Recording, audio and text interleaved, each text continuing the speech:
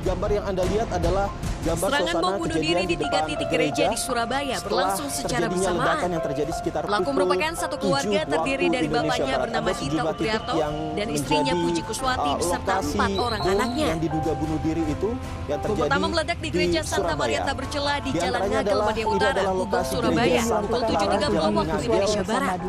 Selang 5 menit kemudian bom meledak di gereja Kristen Indonesia di Jalan Diponegoro. Lalu sekitar 5 menit kemudian bom meledak di gereja Pantekosta Pusat di Jalan Arjuno. Assalamualaikum warahmatullahi wabarakatuh. Halo semuanya, kembali lagi di Dakwah Talk The Series. Namun kali ini kita akan membahas lebih detail mengenai permasalahan radikal agama yang ada di Indonesia. Banyaknya aksi teror yang mengatasnamakan Islam membawa dampak yang buruk bagi umat Islam. Islam dituduh sebagai agama yang haus akan darah, agama yang anti hak asasi manusia, anti toleransi, dan agama yang menganjurkan kekerasan terhadap umatnya. Pada dasarnya kekerasan atau teror yang mengatasnamakan agama tersebut muncul bukan karena kesalahan ajaran agama Islam, akan tetapi lebih pada kesalahan memahami dan menafsirkan teks-teks agama. Kesalahan tersebut berimplikasi pada kesalahan mengontekskan dan mengamalkan ajaran agama tersebut itu sendiri. Sehingga yang terjadi adalah melegitimasi aksi teror dengan legitimasi teks-teks agama. Berdasarkan hal ini, maka perlu dilakukan deradikalisasi ajaran agama. Deradikalisasi muncul sebagai upaya untuk mengembalikan fungsi dan tujuan teks agama secara proporsional dan kontekstual, membumikan visi misi agama untuk menciptakan tatanan kehidupan masyarakat dalam bingkai kasih sayang. Dalam video kali ini kita akan menjelaskan lebih detail mengenai urgensi deradikalisasi dalam perspektif agama Islam, dan tentunya kita akan membahas mengenai problematika yang akan muncul dalam deradikalisasi itu sendiri. Namun di sini Adimas tidak sendirian. Adimas ditemani dengan narasumber kita yang sangat cantik. Di sebelah kanan ada kita Adimas, ada Kak Zaro dan juga Kak Vivi. Mungkin sapa dulu Kak, teman-teman. Halo semuanya. Oke, halo Kak Zaro, halo Kak Vivi. Apa kabar nih Kak? Alhamdulillah baik. Kalau Kak Zaro? Alhamdulillah baik juga. Alhamdulillah baik juga ya. Oke, sebelumnya di sini Adimas mengucapkan terima kasih ya kepada Kak Zaro dan juga Kak Vivi yang bisa menyempatkan waktu untuk hadir dalam Dakwah Talk The Series kali ini yang akan membahas mengenai permasalahan radikal agama Islam di Indonesia. Oke, mungkin di sini kita kan tadi sudah membahas ya Kak mengenai permasalahan radikalisme yang ada di Indonesia, salah satunya yakni aksi ekstrim agama yang ada di Indonesia. Mungkin di sini Kak Zara bisa menjelaskan lebih detail mengenai apa sih deradikalisasi sendiri dan juga bagaimana kita bisa menanggapi deradikalisasi sendiri di Indonesia. Baik teman-teman, terima kasih nih sebelumnya kepada Kak Adim. Saya akan memberikan sedikit definisi tentang deradikalisasi. Deradikalisasi itu adalah perubahan pola dalam penanganan terorisme saat ini. Deradikalisasi sendiri menjadi formula terbaru untuk mengatasi ancaman terorisme memiliki kaitan dengan ideologi. Kata deradikalisasi diambil dari istilah bahasa Inggris nih teman-teman, yaitu deradicalization. Dua kata dasarnya adalah radikal. Menurut Prasanta Cakravarty dalam bukunya yang berjudul Like Parchment in the Fire, Literature and Radicalism in the English Civil War. Kata radikal berasal dari bahasa Latin, yaitu radix yang berarti pertaining to the roots, memiliki hubungan dengan akar. Nah, sedangkan menurut Kamus Besar Bahasa Indonesia atau KBBI mengartikan bahwa radikal secara mendasar maju dalam berpikir dan bertindak. Sementara itu, Erkanda Dictionaries mengartikan kata radikal sebagai favoring major change, favoring or making economic, political, social change of sweeping or extreme nature, yaitu membantu terjadinya perubahan-perubahan besar, terutama membantu terjadinya atau membuat perubahan ekonomis, politis, dan perubahan sosial secara luas dan ekstrim. Nah, dari penjelasan tadi nih Kak Adin dan teman-teman, dapat kita tarik kesimpulan bahwa deradikalisasi agama adalah segala upaya yang digunakan untuk menetralisir pemahaman agama yang keras melalui pendekatan interdisipliner, politik, hukum, ekonomi, psikologi, dan sosial budaya bagi mereka yang telah terpengaruh atau terekspos dalam radikal dan pro kekerasan yang mengatasnamakan agama. Karena sikap radikal itu kan lebih cenderung nih ke sikap yang keras nih Kak, suka menghancurkan persatuan yang ada di negara kita. Jadi itu sih yang dapat saya jawab ke Adil. Oke, jadi memang di sini deradikalisasi merupakan salah satu upaya Kak ya, di mana kita bisa mengatasi permasalahan-permasalahan mengenai radikalisme yang ada di Indonesia. Saya tadi sudah jelaskan bahwasanya memang hubungan dari radikalisasi ini memang sampai ke akar-akarnya, yang mana memang kita harus bisa memahami lebih detail, lebih mendalam bagaimana sih orang tersebut bisa paham akan radikal, yang mana memang menyebabkan terjadinya mereka ekstrem terhadap agama. Pemahaman mereka itu lebih ke arah cenderung yang menyebabkan perpecahan di ajaran tersebut. Oke, nah mungkin di sini kan juga mengenai radikalisasi ya Kak. Ada nggak sih contoh dari kasus radikalisasi ini yang ada di Indonesia? Mungkin bisa dijawab oleh Kak Vivi. Baik, terima kasih Mas Adin. Di sini teman-teman sekalian sudah kita ketahui bersama ya, pada tanggal 13 Mei 2018 silam terjadi bom bunuh diri di 3 titik gereja di Surabaya. Yang pertama ada GPPS Arjuno, GKI Diponegoro, dan Gereja Santa Maria, di mana pada kejadian ini terdapat 40 orang yang terluka dan 9 orang yang tewas, dan itu sangat luar biasa ya teman-teman sekalian. Nah, di sini kronologi terjadinya bom bunuh diri ini adalah ada seorang ibu-ibu dan 2 orang anak, di mana pada saat itu mereka mau mencoba untuk masuk ke gereja, tapi pada saat itu satpam di sini ini melarang mereka untuk masuk karena pada saat itu ada ibadah. Jadi pada saat itu ya teman-teman ada yang melihat saksi mata, ada seorang ibu-ibu yang membawa 2 orang anak yang membawa tas, katanya diduga di tas itu terdapat bom. Nah, selang beberapa menit kemudian ternyata meledak bom itu, dan kemudian di gereja satunya juga meledak, dan di gereja satunya juga meledak. Nah, hal ini menurut para pakar teroris yang dari Universitas Indonesia mengatakan bahwa dalam konteks seperti ini mungkin dapat disimpulkan bahwa kejadian seperti ini adalah dilakukan oleh ISIS atau orang-orang yang oknum radikal di Indonesia nih Kak Mas Adi. Jadi seperti itu. Jadi kalau dalam konteks seperti ini nih bisa diduga pelakunya adalah ISIS. Oke, jadi salah satu contohnya yang tadi adalah kasus bom bunuh diri ya, yang terjadi di 3 gereja sekaligus. Tadi ada GPPS Arjuno, ada GKI Santa Maria, dan juga GKI Jalan Diponegoro. Nah, di sini memang teman-teman, berita ini mungkin teman-teman semuanya sudah tahu ya, mengenai bom bunuh diri di 3 gereja sekaligus di daerah Surabaya, yang mana memang terjadi pada tahun 2018 silam, yang mana memang kasus ini sempat viral dan juga sangat menjadi perbincangan di kalangan publik mengenai aksi terorisme. Sehingga juga Adimus juga sempat tahu bahwasanya memang tadi yang sudah disebutkan ya, ada 40 korban jiwa yang mereka terluka dan juga 9 orang tewas. Dan juga sempat terjadi di Gaza dan juga Afifi. Adimus juga sempat dengar dan juga sempat mengulik berita tersebut bahwasanya memang oknum ini yang dia tewas di tempat itu sempat ditolak oleh warga pada saat ingin dikebumikan di daerah tersebut, karena mungkin ya kita sebagai orang Surabaya ya, orang yang kental dengan suku adat Jawa, itu memang kita percaya yang namanya hukum karma.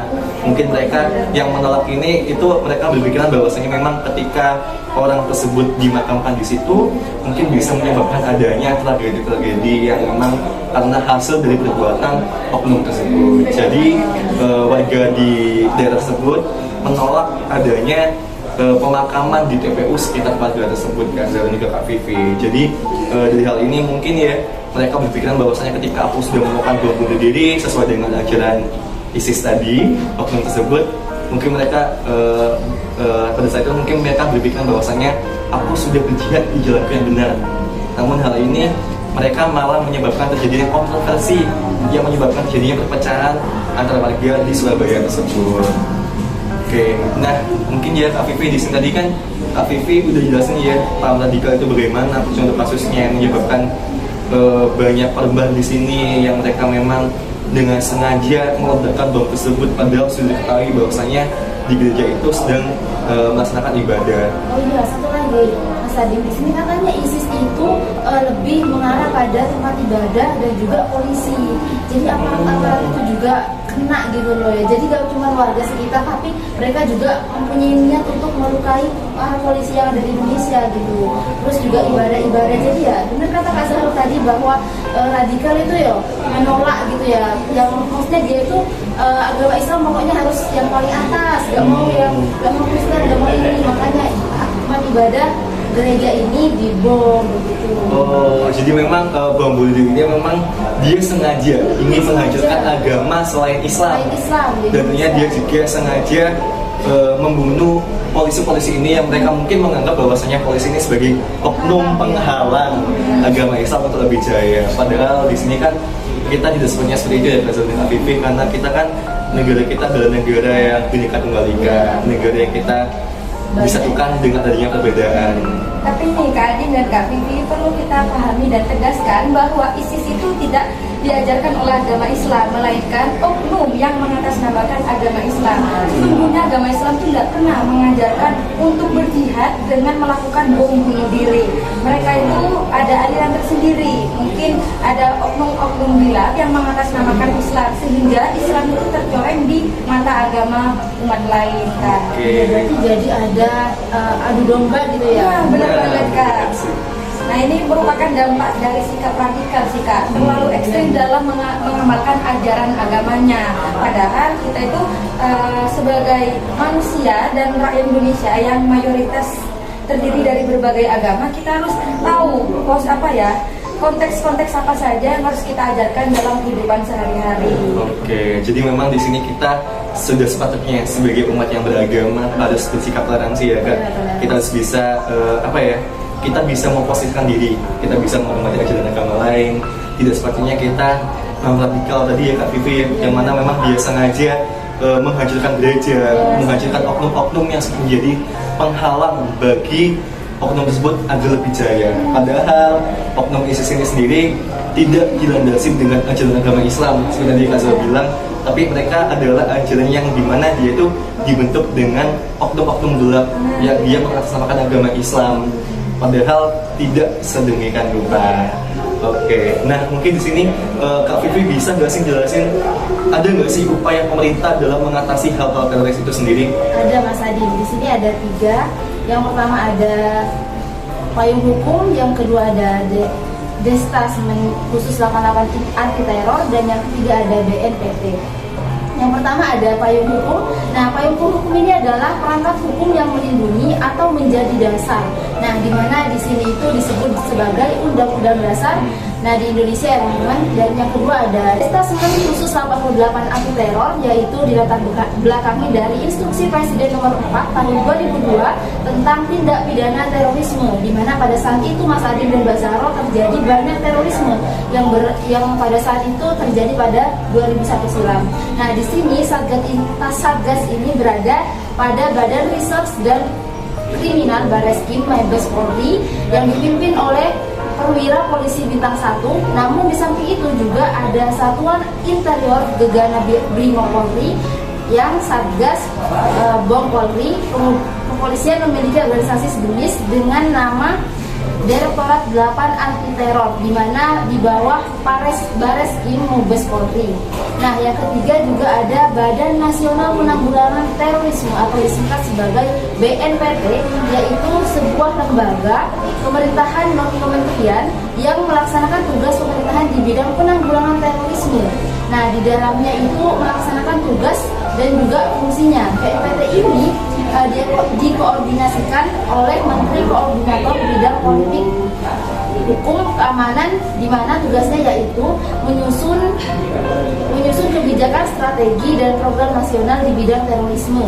Yang kedua, mengkoordinasi instansi pemerintahan terkait dalam pelaksanaan dan melaksanakan kebijakan di bidang penanggulangan terorisme.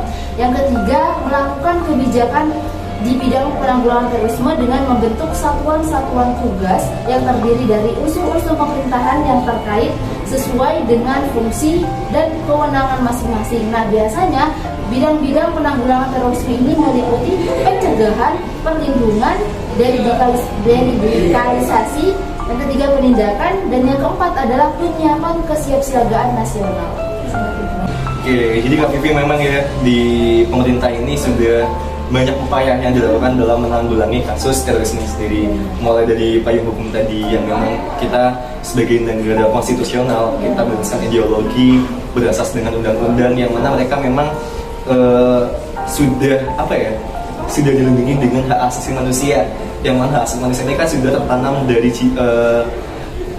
orang tersebut mulai dari mereka lahir di Indonesia. Karena memang hak asasi manusia ini kan sudah menjadi kewajiban dan juga hak milik bagi mereka. Jadi kita sebagai warga negara tidak bisa mengambil hak asasi manusia tersebut. Jadi mereka masih dilindungi dengan payung hukum. Dan kedua tadi mengenai Detasmen Khusus 88 yang mana dibentuk dengan instruksi presiden yang dilatar belakangi ya adanya kasus bom yang marak pada tahun 2001 hingga saat ini yang marak pada 2018 silam yang tadi mengenai kasus bom bunuh diri di 3 gereja Surabaya.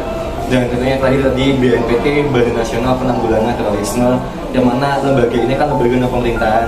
Lembaga ini dibentuk akan adanya mereka itu yang melek dengan adanya permasalahan terorisme yang ada di Indonesia, sehingga dia itu membentuk lembaga penanggulangan terorisme berdasarkan dengan dan juga mengajak para badan-badan atau pihak-pihak yang berhubungan dengan terorisme sendiri, yang mana memang badan ini tuh dia itu bekerja sebagai pelindungan, juga pencegahan, deradikalisasi, dan tentunya dia juga melindungi semua hak asasi manusia yang berhubungan dengan adanya tragedi terorisme yang disebabkan oleh oknum-oknum yang tidak bertanggung jawab.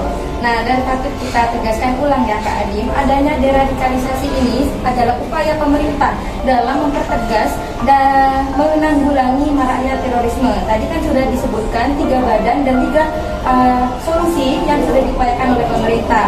Namun, bisa dibilang atau dikatakan bahwa 3 solusi itu belum terrealisasikan secara efektif nih atau maksimal, karena cara mereka mendoktrin atau memberikan pemahaman itu belum ada pendekatan yang lebih spesifik nih Kak. Sedangkan deradikalisasi memberikan pemahaman kepada objek yang sudah melakukan tindakan radikal dengan pendekatan tanpa ada kekerasan, sehingga deradikalisasi dipercaya mampu mengatasi permasalahan radikal yang ada. Benar Kak. Oke, nah mungkin tadi kan Kak Vivi kan jelasin ya mengenai upaya pemerintah dalam menanggulangi terorisme ini sendiri. Sedangkan untuk kita sebagai peran mahasiswa ya, sebagai agen tugas, sebagai agent of change, sebagai kita generasi muda yang seharusnya kita sudah memiliki kewajiban untuk kita berpikir lebih maju dan lebih melek terhadap isu-isu dan juga berita-berita yang tersebar di Indonesia, khususnya yakni permasalahan terorisme ini sendiri. Nah, mungkin di sini kita sebagai sudut pandang dari mahasiswa nih menghadapi permasalahan tersebut yang dihubungkan dengan deradikalisasi, bagaimana nih Kak Zara?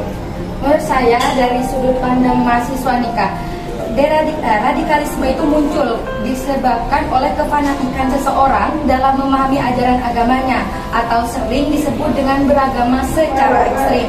Dalam kasus ini, kaum radikal akan menunjukkan sikap-sikap fanatik mereka dalam menerapkan ajaran mereka. Fenomena ini juga muncul karena fenomena munculnya radikalisme menggelisahkan banyak pihak, juga mendorong orang untuk mencari jawaban dan faktor-faktor penyebabnya. Radikalisme juga membuat kegelisahan nih Kak bagi semua pihak yang dirugikan karena tidak sesuai dengan doktrin agama itu sendiri. Selain itu, sikap radikal juga akan melahirkan rasa takut bagi masyarakat atau menjadi momok yang menakutkan nih Kak, entah itu generasi muda atau generasi tua. Yang selanjutnya yaitu saling mencurigai, entah itu orang benar atau orang salah, kita tetap saling mencurigai. Yang terakhir yaitu tidak disukai oleh banyak orang. Demikian pula dengan bentuk radikal yang lebih serius, mereka menganggap bahwa agamanya itu yang paling benar, sedangkan agama lain itu salah. Bahkan mereka juga tidak berhenti di sana saja. Mereka selain mempercayai, mereka juga memaksa atau mendoktrin orang lain dan orang di sekitar mereka untuk mengikuti ajaran mereka sendiri. Padahal agama Islam itu sudah mengajarkan atau menegaskan dalam surat Al-Kafirun ayat 6, yaitu Bismillahirrahmanirrahim, lakum dinukum waliyadin, untukmu agamamu dan untukku agamaku. Jadi Jadi dalam ayat tersebut dijelaskan bahwa kita sebagai manusia berhak untuk memiliki agama dan kita memahami agama kita sesuai dengan kepercayaan kita. Janganlah kamu ikut campur tentang bagaimana orang lain memeluk agama mereka sendiri. Fokuslah pada agama sendiri, biarkan mereka fokus pada agama mereka sendiri. Nah, deradikalisasi adalah salah satu upaya pemerintah untuk meredakan kaum radikal, yaitu seperti ISIS, teroris, dan lain sebagainya. Nah, dalam deradikalisasi ini kita akan menerapkan sikap moderat di antara kaum radikal. Upaya ini dilakukan dengan cara pendekatan tanpa kekerasan dan memberi pemahaman tanpa ada tindakan militarisasi di dalamnya. Saat ini Indonesia nih sedang darurat deradikalisasi, Kak. Status mahasiswa terkenal dengan kritis semestinya bisa mencari tahu tentang konspirasi yang ada di dalamnya. Nah, gimana nih Kak Adin? Kita sebagai mahasiswa itu kan kedudukannya paling tinggi nih, maha. Jadi lebih tinggi daripada siswa-siswa yang lain. Kita harus menggunakan peran kita sebagai mahasiswa semaksimal mungkin. Yaitu mahasiswa bisa peka akan menggali sumber-sumber dan menjadikan informasi tersebut. Menurut saya, peran mahasiswa saat ini tuh kita harus bisa menjadi agent of change.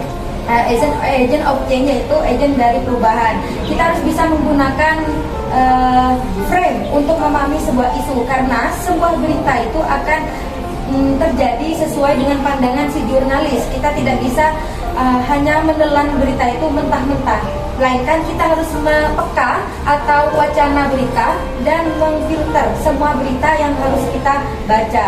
Jika mahasiswa dahulu itu mencari berita, mahasiswa sekarang tidak, Kak. Kita disuguhkan dengan berita. Nah, itu juga menjadi ancaman bagi kita jika kita tidak bisa menelaah berita yang benar dan berita yang buruk. Selain itu, kita tidak boleh bersikap acuh tak acuh terhadap keadaan lingkungan di sekitar kita. Baik itu sikap radikal, jika kita sebagai mahasiswa itu memiliki kepekaan sosial, kita akan menelaah lebih lanjut apa sih penyebabnya dan apa dampaknya, bagaimana sikap ini berdampak negatif bagi kehidupan masyarakat. Selain itu, kita harus menggunakan kita harus menyangga istilah ini Kak, disabilitas intelektual. Disabilitas itu kan kekurangan nih Kak, intelektual, pengetahuan. Kita harus bisa menyanggah bahwa disabilitas intelektual terhadap kaum Gen Z ini salah, Kak. Kita harus bisa menggunakan pengetahuan kita untuk membantu pemerintah dalam upaya deradikalisasi dan meminimalisir terjadinya konflik antar budaya, antar suku, bahkan antar agama. Selain itu, kita harus memiliki kesadaran terhadap peran mahasiswa. Nah, kita kan mahasiswa nih Kak Adin dan Kak Vivi. Kita harus tahu peran mahasiswa itu bukan hanya untuk belajar nanti lulus mau jadi apa. Kita harus tahu nih peran mahasiswa. Yang pertama, belajar membaca buku. Yang kedua, penelitian. Dan yang ketiga, mengabdi kepada masyarakat. Itu adalah peran-peran mahasiswa yang sesungguhnya. Yang selanjutnya yaitu meminimalisir kasus perselisihan antar kaum beragama dengan berpartisipasi dalam sosialisasi dari ormas atau universitas. Jadi kalau menurut saya, setiap mahasiswa memang memiliki hak untuk menjadi mahasiswa yang kupu-kupu atau mereka aktif. Tapi menurut saya sendiri, mahasiswa kupu-kupu itu tidak sepenuhnya salah, tapi mereka kurang memanfaatkan peran mereka sebagai mahasiswa untuk berperan dalam kesejahteraan masyarakat. Kita harus bisa nih terjun dan membantu masyarakat untuk merealisasikan deradikalisasi sendiri. Jika kita hanya kuliah pulang, apa yang akan terjadi bagi kesatuan negara kita? Sesungguhnya Indonesia itu adalah negara yang terdiri dari berbagai suku, bangsa, bahkan agama. Jika bukan kita, mahasiswa yang akan melakukan perubahan, siapa lagi nih teman-teman? Oke, jadi kalau bukan kita siapa lagi? Kalau nggak sekarang kapan lagi gitu ya? Benar banget Kak. Ya, mungkin jadi teman-teman memang yang dikatakan Kak Doli benar ya. Kita sebagai mahasiswa sudah sepertinya kita lebih melek terhadap berita-berita. Kita harus bisa memfilter berita-berita yang disuguhkan kepada kita. Kita harus bisa memahami isu-isu apa sih yang disebutkan dalam berita tersebut. Benar. Karena jika kita salah menelaah, kita salah mengenal informasi itu juga menyebabkan apa ya Kak? Kita akan salah paham dan kita akan salah menelaah berita tersebut, sehingga menyebabkan malah terjadi kekacauan yang ada. Bukan kita malah bisa menghadapi masalah dari berita itu, tapi kita malah menghadapi perpecahan dari berita itu. Nah mungkin di sini kita memang sebagai mahasiswa ya, sebagai agent of change, sebagai agen perubahan, kita sudah sepatutnya bisa berperan aktif yang tadi sebagai sama Kak Zara ya.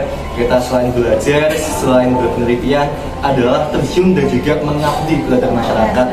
Karena memang sejatinya kita mahasiswa maha yang tertinggi dari siswa-siswa lainnya, dari siswa SD, SMP, SMA. Kita kan memang mahasiswa yang apa ya, ibaratnya kita ada strata 1 yang kita memang sudah lebih tinggi derajat kita daripada siswa-siswa lainnya.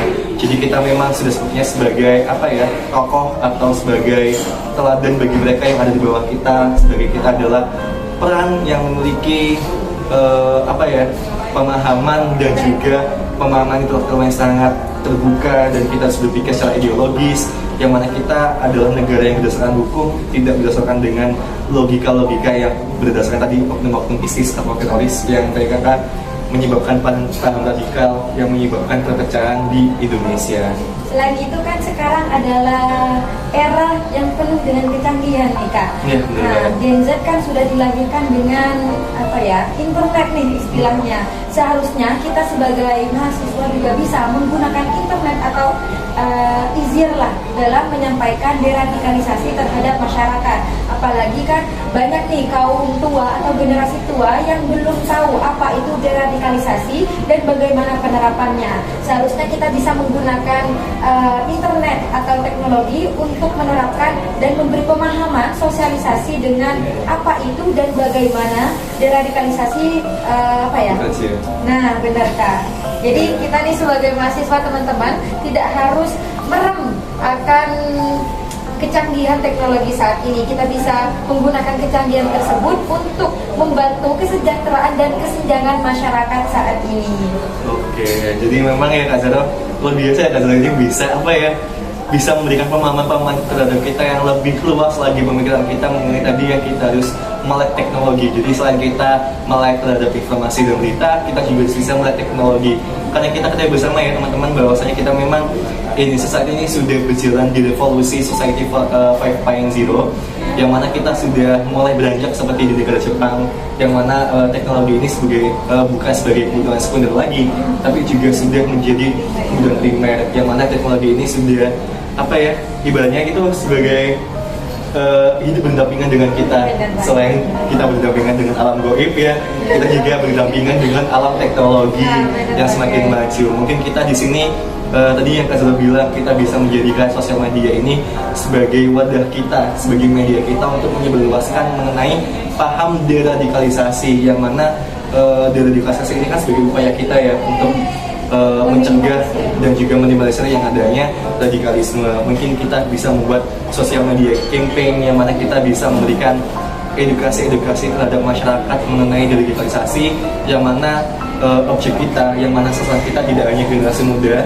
namun juga generasi tua, mungkin juga generasi adik-adik kita, yang mana kan kita udah tahu nih kayak, apalagi yang namanya TikTok, Instagram itu kan penggunanya tidak hanya kalangan remaja, kalangan yang dewasa bahkan lebih tua, tapi juga anak-anak sekarang itu udah apa ya, udah menggunakan teknologi ini, media sosial sebagai dunia hiburan mereka. Jadi kalau kita bisa memanfaatkan media ini dengan bijak, dengan lebih baik, mungkin kita bisa berperan aktif dalam menanggulangi deradikalisasi ini sendiri, Kak Zara dan Kak Vivi. Nah, ini Kak Adin, saya pernah dengar kata-kata bahwa suatu bangsa akan maju jika para pemudanya itu berpikir kritis, kreatif, dan juga mempunyai pandangan ke depan Indonesia ke depannya. Jadi teman-teman sekalian, marilah kita sebagai penerus bangsa Indonesia memajukan Indonesia dengan memahami deradikalisasi dan bagaimana caranya kita untuk bisa menanamkan pada generasi selanjutnya betapa pentingnya deradikalisasi di Indonesia. Oke, jadi memang deradikalisasi ini berperan penting ya Kak, tidak hanya bagi generasi di zaman kita, tapi juga generasi sebelum kita, di bawah kita, dan juga generasi selanjutnya, bahkan di atas kita itu harus paham betul apa sih deradikalisasi itu sendiri. Selain tadi ya, mengupayakan pemerintah yang mulai dari payung hukum, undang-undang, Detasemen Khusus 88, anti terorisme, dan juga BNPT, Badan Nasional Penanggulangan Terorisme, tapi juga kita sebagai masyarakat ini berperan penting dan juga berperan aktif dalam mewujudkan cita-cita deradikalisasi ini, yang mana sebagai payung atau perlindungan dari ancaman-ancaman akibat dari aksi radikalisasi ini sendiri. Nah, mungkin di sini Kak Zahra dan Kak Vivi mungkin ada tambahan mengenai deradikalisasi ini sendiri. Kalau saran saya atau tambahan dari saya, janganlah kamu menutup mata jika ada kekacauan di depan matamu. Karena ketika kamu menutup mata, sesungguhnya kamu adalah penyebab kekacauan tersebut. Oke, jadi memang kita harus apa ya Kak? Gak boleh acut-acut yang tadi yang dibilang sama Kak Zahra. Jadi kita harus apa ya? Kita harus bisa peka terhadap lingkungan kita tidak boleh tutup mata. Padahal kita tahu permasalahan tersebut itu terjadi dan kita bahkan tahu seluruh masalahnya, tapi kita bersikap hanya diam saja. Padahal dari kita diam itu malah kita yang menjadi penyebab terjadinya kekacauan itu sendiri. Ya, atau mungkin Kak Vivi ada tambahan Kak? Baik Mas Adin, seperti yang saya kutip dari kata-kata Najwa Shihab, bahwa ketika kita mau merubah sesuatu dari yang buruk kepada yang baik, kita harus berani berbicara, kita harus berani bertindak, kita juga harus berani mengatasi hal-hal tersebut. Jadi menurut saya, sebagai mahasiswa maupun sebagai penduduk Indonesia, kita wajib untuk memahami bagaimana deradikalisme di Indonesia ini, supaya ancaman-ancaman kedepannya tidak terjadi lagi seperti itu. Oke, jadi memang tadi yang dikutip dari Najwa Shihab itu ya, kita memang harus berani speak up. Kita tidak boleh hanya diam saja ketika kita udah tahu masalah itu ada di depan mata kita. Padahal kita sebagai warga Indonesia ini kan memiliki hak asasi manusia. Kita dilindungi oleh payung hukum, dan ketika kita melaporkan tersebut, bukannya kita malah terancam, tapi kita malah justru dilindungi, dan juga kita bahkan bisa disebut sebagai pahlawan masa kini. Ketika kita sudah berani, ketika kita udah bisa berani berbicara di depan publik, dan kita memberikan aspirasi kita mengenai ini loh ada radikalisasi di Indonesia, dan kita kita itu pengen deradikalisasi ini itu menjadi wadah bagi kita sebagai payung pelindung kita jadi adanya ancaman radikalisasi itu sendiri, sehingga kita bisa hidup lebih tentram, hidup lebih damai dengan tanpa adanya ancaman radikalisasi dari oknum-oknum yang tidak bertanggung jawab. Benar Kak, setuju banget. Oke, jadi teman-teman, kalau kita bisa menjadi pahlawan masa kini dengan kita berani speak up dan kita berani melaporkan masalah-masalah yang ada di depan kita, kenapa kita tidak menjadi pahlawan masa kini? Maka dari itu kita bersama-sama mungkin bisa ya, kita saling bergandeng tangan, kita saling merangkul satu sama lain, kita bisa bersikap bermoderat, kita bisa bersikap toleransi antara agama satu dengan agama yang lainnya, seperti tadi yang dijelaskan dalam dalam surat Al-Kafirun ayat 6 yang berbunyi Bismillahirrahmanirrahim, lakum dinukum waliyadin, yang artinya adalah agamamu adalah agamamu, agamaku agamaku. Jadi kita memang kita harus bisa memahami dan juga memberikan hak-hak bagi mereka antara beragama.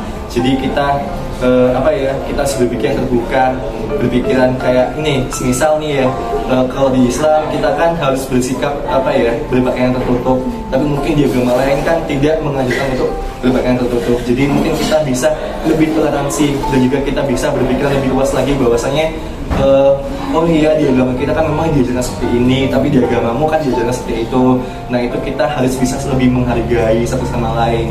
Jadi dengan adanya kita bisa menghargai, kita bisa memahami agama tersebut, kita dapat hidup berdampingan secara rukun, lebih damai dengan adanya perbedaan-perbedaan yang ada di negara kita. Mungkin malah lebih baik lagi jika kita bisa memahami perbedaan, kita bisa hidup dalam bingkai kasih sayang tadi yang di awal. Kita bisa hidup dalam bingkai kasih sayang dalam perbedaan yang justru malah membuat kita lebih bersatu lagi dengan adanya perbedaan. Karena semboyan bangsa kita adalah Bhinneka Tunggal Ika, berbeda-beda tapi tetap satu jiwa. Nah, mungkin pembahasan kita cukup sampai di sini ya, Kak Zahra dan Kak Vivi, mengenai urgensi deradikalisasi dalam bingkai agama Islam dan juga peran mahasiswa dalam deradikalisasi itu sendiri. Nah, saya Dimas, mewakili teman-teman, mewakili narasumber kita ada Kak Zahra dan Kak Vivi, mengucapkan banyak terima kasih yang sudah menonton video ini dari awal hingga akhir, dan tentunya juga Dimas mengucapkan banyak permohonan maaf apabila ada salah kata, salah pengucapan yang kita ucapkan mungkin menyinggung oknum-oknum di luar sana, padahal di sini kita hanya ingin membahas lebih detail mengenai deradikalisasi dan juga memberikan memberikan edukasi kepada mereka dan juga yang menonton video ini mengenai paham deradikalisasi bagi Indonesia. Oke, saya Dimas pamit undur diri. Wassalamualaikum warahmatullahi wabarakatuh. Bye.